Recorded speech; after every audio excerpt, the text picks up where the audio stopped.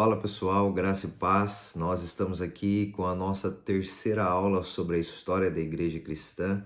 Nessa aula nós falaremos um pouco sobre o mundo em que o cristianismo nasceu, né? Um pouco da cultura da época, um pouco das religiões da época, enfim, do cenário que envolveu todo o nascimento, crescimento de Jesus e o início do cristianismo. Eu acredito que essa aula vai ser repartida em duas partes, tá bem? Para não ficar muito longa. E vamos começar então agora a introdução, né? O mundo em que o cristianismo nasceu. Nós precisamos entender que o cristianismo ele nasce em um contexto histórico e cultural único, né, marcado por religiões, culturas e estruturas sociais já consolidadas, né? Então é muito interessante nós percebermos isso. A encarnação de Jesus, né, foi o ápice da manifestação de Deus na Terra, né, transformando a história de forma literal, né, do início ao fim, sob a soberania divina. Precisamos entender que Jesus ele vem, e a Bíblia relata isso em Gálatas capítulo 4, versículo 4, Jesus ele inicia o seu ministério, inicia o cristianismo na plenitude dos tempos. A Bíblia nos diz que Deus enviou o seu Filho ao mundo, né, na plenitude do tempo, ou seja, o termo plenitude do tempo significa um tempo pronto, um tempo cheio, ou seja, um tempo completo. Jesus veio ao mundo no tempo propício, né, para a sua encarnação, vida e morte, como também para o florescimento da igreja, pois a igreja nasce após a ressurreição de Jesus. Isso não significa que foi um tempo fácil, né? Não significa que foi um tempo confortável, mas que a forma como o mundo em si e o cenário, né, estava organizado facilitou o avanço da nova fé, que era o cristianismo, ao mesmo tempo que a desafiava. Gonzalez fala que a plenitude do tempo não quer dizer, por exemplo, que o mundo estivesse pronto a se tornar cristão. O mundo não estava pronto. Quando se diz plenitude do tempo, Deus enviou seu Filho na plenitude do tempo, não quer dizer que o mundo estava pronto para se tornar cristãos. Todos estavam aptos e prontos a receber a mensagem do Evangelho. Não, não é isso. Né? É como uma fruta madura pronta a cair da árvore, mas que nos desígnios inescrutáveis de Deus havia chegado o momento de enviar seu Filho ao mundo para sofrer morte de cruz e de espalhar seus discípulos por esse mundo, a fim de que eles também dessem testemunho custoso de sua fé no crucificado, né? Ou seja, em Jesus. Essa foi a plenitude do tempo, ou seja, um momento ideal, propício em que Deus enviou o seu Filho. Um pano de fundo histórico, né, do início do cristianismo.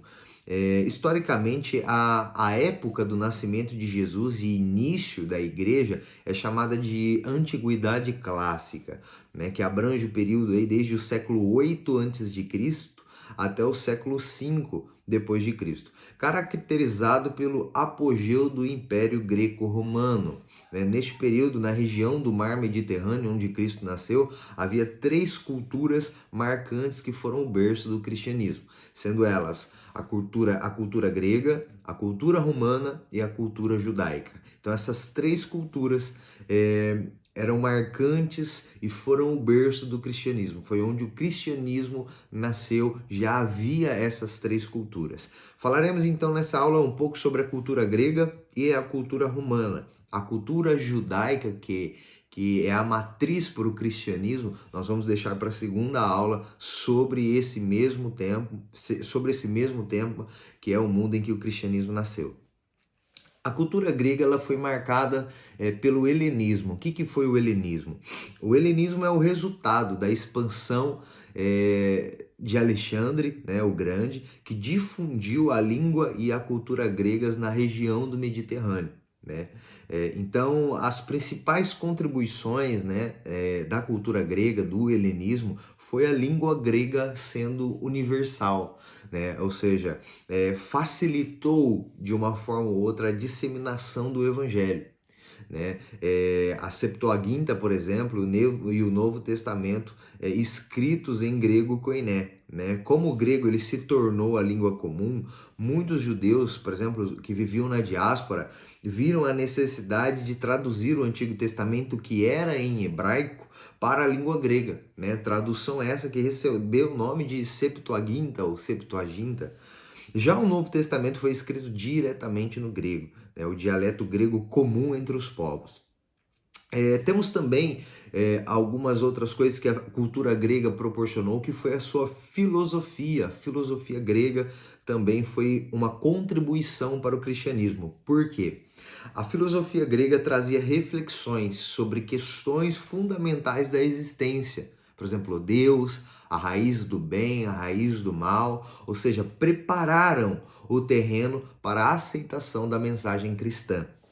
Havia também na cultura grega um vácuo espiritual muito grande, ou seja, questionamento dos mitos gregos criou uma busca por respostas espirituais mais profundas. Ou seja, as conquistas romanas sobre os gregos também contribuíram para que muitos povos fossem levados à falta de fé em seus deuses, uma vez que eles não foram capazes de protegê-los. Tudo isso levou a um vácuo espiritual que, consequentemente, serviu de abertura para a aceitação da nova fé em Cristo. Ou seja, temos aqui as principais contribuições da cultura grega para o cristianismo. A língua universal, né? A língua universal, a língua grega, a filosofia grega também e esse vácuo espiritual. Agora, a cultura romana. O Império Romano ele emergiu um pouco antes da era cristã, ou seja, quando Otaviano foi aclamado como César Augusto, tornando-se o primeiro imperador dos romanos em 27 a.C. até 14 depois de Cristo. Se a contribuição dos gregos foi na área linguística, cultural e filosófica, os romanos também deram notável contribuição ao mundo em que surgiu o cristianismo nos aspectos político, jurídico e administrativo. Apesar da helenização do império, né, ou seja, da influência, né, da língua grega no império, os romanos tinham o domínio militar, mantinham a ordem e faziam as leis, né? Então, havia nesta época a Pax Romana, que era um período de relativa paz, né, e estabilidade, né, que favoreceu viagens, por exemplo, as viagens missionárias e a propagação do evangelho. Algumas contribuições dos romanos, por exemplo, o sistema de estradas, ou seja, eram eles que faziam as estradas, mantinham a manutenção das estradas, e isso facilitou deslocamentos dos missionários, dos antigos missionários, por exemplo, de Paulo, né? Seu exército era outra contribuição, porque garantia a segurança nas viagens missionárias. Mas também não houve só contribuições, houve alguns desafios por parte da igreja diante a cultura romana.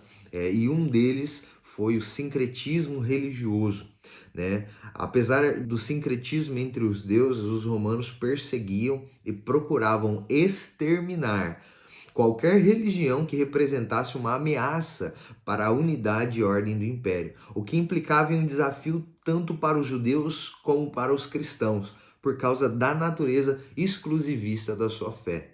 Ou seja, o monoteísmo, ou seja, a crença em um único Deus, o monoteísmo judaico-cristão, era um claro contraste com o politeísmo e a idolatria dos romanos. Então isso era um desafio para os cristãos, né? E é por causa disso que mais para frente desencadeia ali a perseguição aos cristãos. Havia também um desafio que era o culto ao imperador, né? A adoração ao imperador romano. Era uma exigência de adoração ao imperador como divindade. E isso trouxe perseguição aos cristãos. O culto ao imperador foi, sem dúvidas, o ponto primordial que destravou a perseguição imperial nos 3 primeiros séculos da igreja. Então, nós ficamos por aqui, nós falamos sobre a cultura grega, falamos agora sobre a cultura romana, né? Teve aí as suas contribuições, né?